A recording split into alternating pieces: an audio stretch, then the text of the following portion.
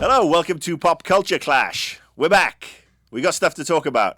Jeremy in particular is going to talk about D23, but before that, I'm going to intersperse with breaking news.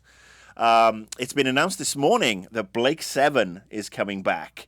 And it's been rumored for a while that Sci-Fi was going to be looking at this venerable classic British sci-fi show. And by classic, I mean it was actually a really cool concept and story let down by some really shitty BBC circa 1970s special effects. So most BBC. This was it was actually worse though. I mean, it actually kind of dropped down a little bit. Then it was almost like the cast-offs from Doctor Who in the 70s. Yeah, they had very little budget to do it. So, but this time round, I mean, this is now being funded by Microsoft. It's going to be an Xbox Live exclusive because Sci-Fi were funding it. Apparently, Microsoft have stepped in and taken over. It's being done out of their big studios that they've set up here. Martin Campbell, the director of GoldenEye. And Green Lantern. Yeah, he did do Green Lantern. Well, I mean, Martin Campbell did the first Mask of Zorro, Mark of Zorro, whichever the good one was of those. Mask of the first one. Yeah.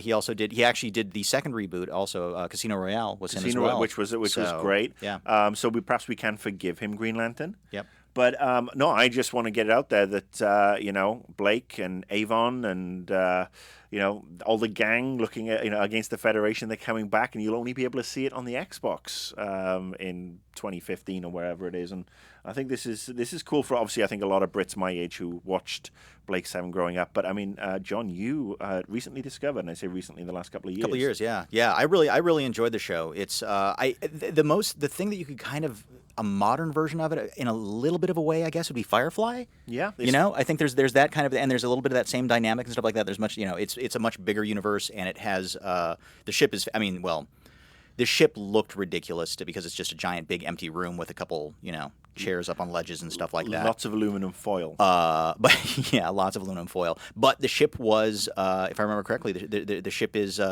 sentient, correct? Yes. Yeah. So the AI in it is kind of impressive. But yeah, so I'm looking forward to that, and I just wanted to get that in there before we go to Jeremy and all his Disney-related fun at D23. Has your Mickey boner gone down yet? Now to talk about things people care about and TV shows they've actually heard about.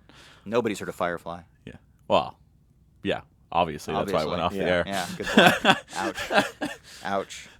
Get on with your weed news. That's that Serenity thing, right? Yeah. Which I've been told. People should watch Serenity and Firefly. They're excellent. Yes, Firefly first, then Serenity. Way too many people do it the wrong way, which is just super confusing. Yeah, so I was at D23 last weekend, and a couple of you guys actually came up and saw me. Did they punch you in the head because of Google Glass? No, they all wanted to play with it. They wanted to play with my glass. Take it where you can get it, I suppose, Jeremy. So I actually went to the couple of the panels. The nice part about D23 is it's not like Comic-Con. It's just like Comic-Con, except there's no 12-hour lines. I didn't have to bring a tent or camp out or sleep with strangers. Have to sleep with strangers to. That's right. He did it voluntarily. I did it voluntarily. That was fun. Anyway, so I got to go to a couple of the bigger panels, and the best one that I think we are more focused on here is the live action stuff. So It was pretty much everything we saw or heard about at Comic-Con with Captain America. I think there was a couple new clips from that, and Thor, and I guess Agents of M, Agents of M. Agents of S.H.I.E.L.D. with Agent M from Marvel. So I think the biggest thing that I was worried about going into this next wave of Marvel movies was Guardians of the Galaxy, and they showed I'd say it's a 2.5 minute to 3 minute trailer for that. A part of that leaked online earlier this week. Part of it did leak online, yeah. And it was excellent. It looked within the neat. first 15 seconds, I was cracking up. Yeah.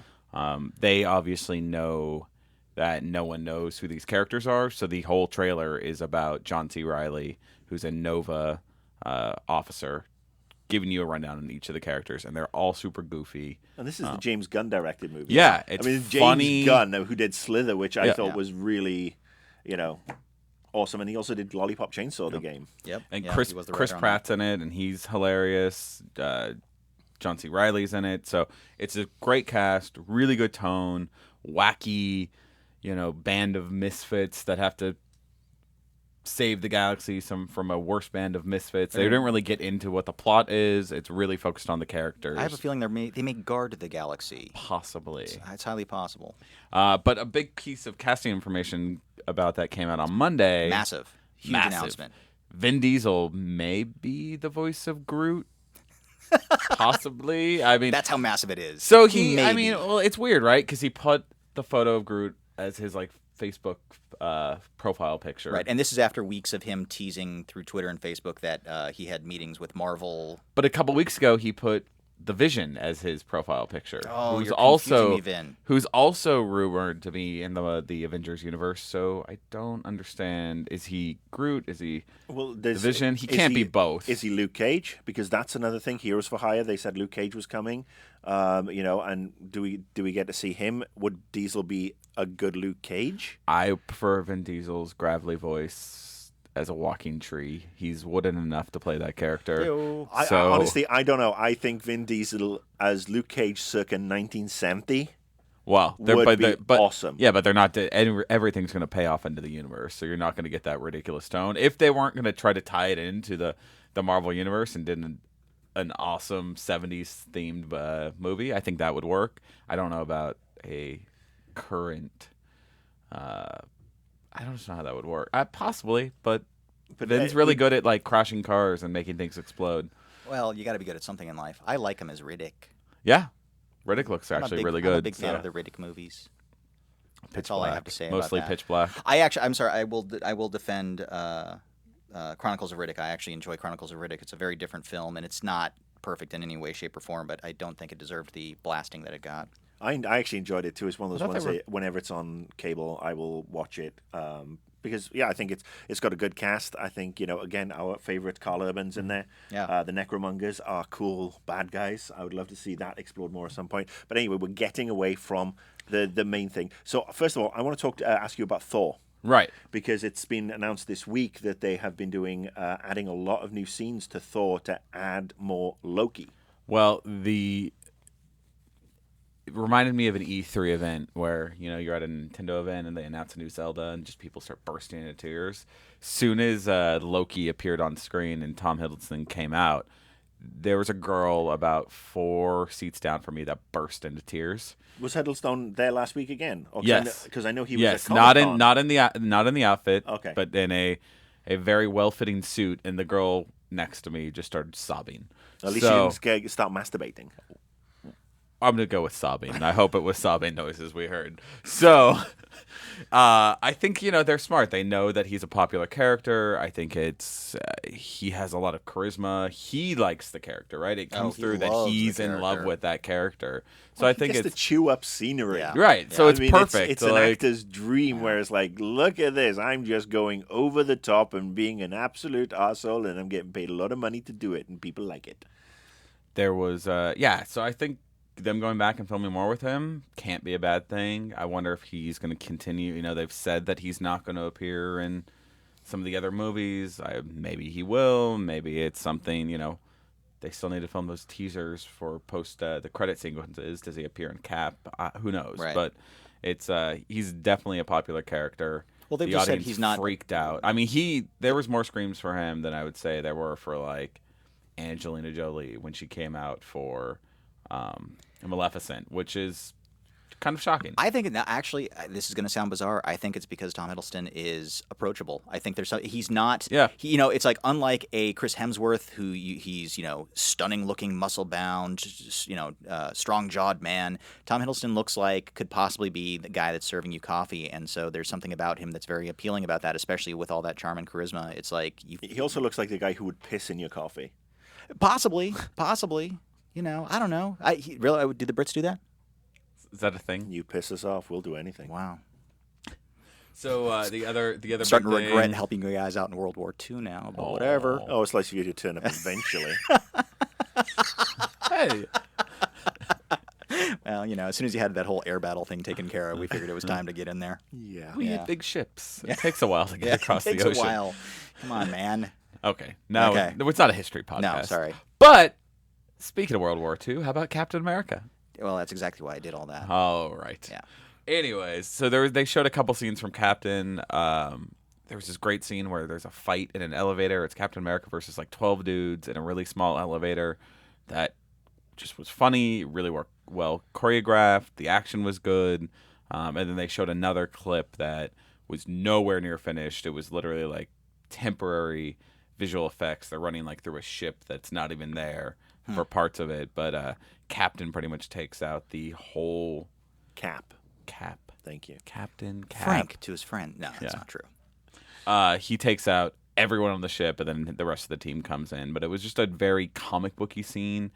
He's having fun. He was really in his element, and I mean that's what I like about the movie so much. They have fun with the characters, and the people playing the characters all seem like they're having a good time. Well, I'm looking forward to Winter Soldier because I mean it is. And we saw Falcon for the first time. Well, yeah. How was Falcon? Pretty awesome. Yeah. Pretty awesome. It was a very short clip. Pretty much dives off the helicarrier and. Do they have the Swiss shot? Yeah. But this is that. I mean, Right. you know, You have to. You have to have the Swiss shot. we obviously had Avengers where that was Cap's first experience, sort of like out of in this new time zone. I'm really looking forward to Winter Soldier to see how they manage that, because that's going to be a tricky thing, that it doesn't become a cliche or a stereotype really quickly. It's like a traditional fallback of, oh look, there's a woman showing cleavage. Or? Yeah. I mean, Yeah, and they actually they talked about that a little bit. They said that this time it's not really going to be about Cap being confused about iPads and cell phones. Right. It's more about tone and where the world is now and how people interact with each other and just more is things. Captain America an acronym now? Right. That's the right word, isn't it? An acronym? Yeah. Yeah. I thought so. Anachronism, yeah. Anachronism. Anachronism. There you go. One of the and it's actually one of the things that Marvel's actually been really good at is not doing the fish out of water thing and going apeshit crazy with it. I thought they handled it really well in Thor. It's like the one bit was the give me your biggest horse. We don't have horse, and give me your biggest dog. It's like drinking it's like the coffee and smashing it down. Exactly. Yeah. There were little teeny moments like that, but there was never the what is this thing you call a computer? It never got that heavy-handed. So I don't think. Yeah, I don't know. I trust them enough to know that they'll handle Cap properly. And so far he's my favorite of all the superhero movies. So fingers crossed on that one. You got the Thor. I got Cap. Yeah. Life is good. Yeah, we'll jump through the other stuff that was at the panel. We'll skip all that, and we'll actually get to Agents of S.H.I.E.L.D. Everyone keeps asking me what I thought of it. I don't want to spoil it because there's some really cool moments that are fun. But if you like Joss Whedon TV shows where a group of misfits that don't really like each other have to get together to defeat a greater good while maybe fighting a monster a week, Who doesn't? then Yeah. this is the show for you. So the tone was good. Agent Coulson. Yeah, it picks up, I'd say, kind of right after Iron Man 3. There's references to extremists. There's references to gamma radiation. There's references to gods falling out of the sky. There's references to the Avenger movie. It's a lot of a lot of post New York. It feels very, post 9/11, the way the world talks about post New York. Right. Everything's changed post New York. Do they answer the question how Coulson lived? This actually, I really liked what Jeremy explained to me. Don't obviously give it away. I won't give it away. but- Yeah, well, they reference the very first scene deals with that pretty much. But Well, then they reference it. They don't explain it, but they make a reference. They to make it. a big reference so to you get it. the idea that it's actually going to be a thread throughout this I season. think this will be the central mystery to season 1 will be how is Coulson back. They reference it. There's theories about it. Different people in the show have excuses about where he was, but they definitely do a couple kind of wink to camera like, is that the full story? Nick Fury was involved, so it's going to be interesting. I think that'll be one of the bigger kind of moments. So we'll get the end of season 1 and we'll find out that it's basically, Coulson purgatory. is Vin Diesel. It's all a dream in a dog. as the Vision. Dog's eye. Nick Fury's going to, and this is for you older viewers, Nick Fury opens a shower door and Coulson's in there Oh, wow. soaping his head. He just pulled out a Dallas reference. Dallas circa 1984, 5? Yeah. That was the TV Guide photo that year, man. That Do was you remember? That was post Who huge. Shot JR. Yeah, that was massive. Yeah. Nobody gives a shit. No, Okay. no. Moving on.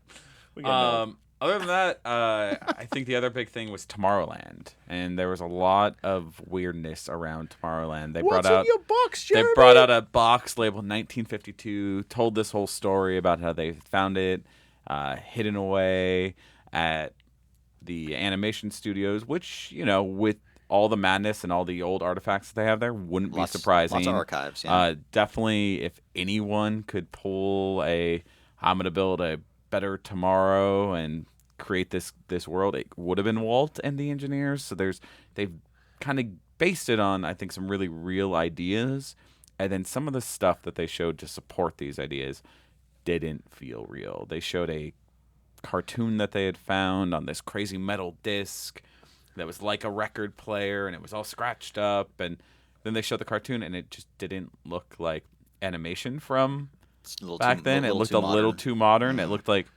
someone had taken some very modern animation and tried to dirty it up, and it's like, come on, guys! Like, if you're gonna double down with the ARG ridiculousness around, I also heard it was 16 by 9, which was non-existent in 1952. Right. But, yeah. So but Walt knew the future. He was. That's right. You're right. Good point. It is on a silver disc. He was playing it on a giant CD-ROM. Yeah, it is on Tron's disc. Yeah, it's a little like it just seemed like they were. It was Brad Bird and Damon Lindelof up there, and I don't know if they bought the joke enough to sell it to the audience. Right. Couldn't they have just opened the box and pulled out like Walt's head? Oh, in like a Futurama episode. So right, yeah, Walt's head on little robot head comes walking out. That'd be awesome. All right, so anyway, D23. Is it semi-annual? It's twice. Yeah, it's twice. I mean, and now it's every like 2 years. The one thing that was missing that we should reference was Star Wars. There was a loud boo from the audience. They referenced Star Wars, and people were super disappointed. I think it's really early to hear about Star Wars. They have a ton of movies coming out, but if you had all this weird news over the past couple weeks. Yeah, there's a lot of news leading up to it. There's been news after it. Again, the last one being total rumor. But still. What is the total rumor? What's the actor's name that played Ian McDiarmid? Is that his name? Yeah. Who played the Emperor? Apparently, might be coming back in ghost form. Well, if they've set a preference, as long as Hayden Christensen isn't coming back in. No. Jake Lloyd though. And Jar Jar. Yeah. Jar Jar is a ghost. Yeah. No, it was just. And he teams up with the Emperor to solve some wacky mysteries. In a totally progressive move, Jar Jar and Jake Lloyd are now married. Oh. Yeah. Although he's a different character. I don't know. I can't explain any of this. My movie sucks. Look, let's face it. Star Wars, we've got 2 years. There'll be another D23 before then. Well, and there'll be a the big celebration. That's next is year. like the celebration like happens 6 weeks before Star Wars is out. So I'm sure is that'll that be big. Here in the States, or is that's that the here one in Anaheim, the same location that D23 was at. They've already sold out of their VIP tickets, which were like $900. They had 50 sets of VIP tickets or something like that at $900 a pop. Those are all gone. It's like that tickets are going fast, so get them now. I'm going to go buy my tickets when we're done here. I'm too terrified. I'm not going. I am too terrified. J.J. Abrams has a lot to prove. I mean, anyway, all right. So, yes, D23, you enjoyed it. You recommend it. It was fun. I mean, if if it's something like Comic-Con that you want to go to, but you really only care about maybe Marvel and Disney, it was a pretty chill convention. It felt like a PAX version of Comic-Con, where the audience is really cool. There wasn't a lot of stress. It was a lot of families. Cosplay? Not a lot. Not as much as I would have expected. Lots of princesses running around, but not... Did you bust out your Snow White outfit? Please. You know I'm Sleeping Beauty. Ouch. And on that note, we'll move on. I'm not a policeman. I'm a princess. And we'll be right back after these messages.